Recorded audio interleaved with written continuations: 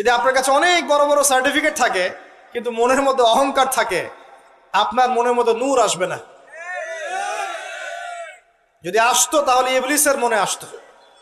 তার জ্ঞানের কোনো কমতি ছিল না, ওয়াস্তাকবার, সে অহংকার করেছিল। আর অহংকার কাকে বলে? মাতারুন নাস, মাতারুল হক ওয়া গামতুন নাস, সত্যকে প্রত্যাখ্যান করা এবং অন্যদেরকে ছোট করা, আন্ডার এস্টিমেট করা।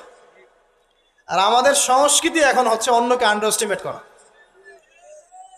আমাদের চরিত্রই হয়ে গেছে এমন, গীবত, তোহমত, অপবাদ, সমালোচনা, কাদা ছড়াছড়ি, চুল ছেঁড়াছেড়ি, এগুলোই সংস্কৃতি। যতক্ষণ আমরা এই কাজগুলো করতে থাকি ততক্ষণ ওই যে ইসরায়েল, সে আরো 10টা মিসাইল বানিয়ে ফেলে। এই জন্যই বলি যে আমরা মাঝে মাঝে জিলাপি খাই, খোরমা খাই, আর তারা তাদের কাজের দিকে এগিয়ে যায়।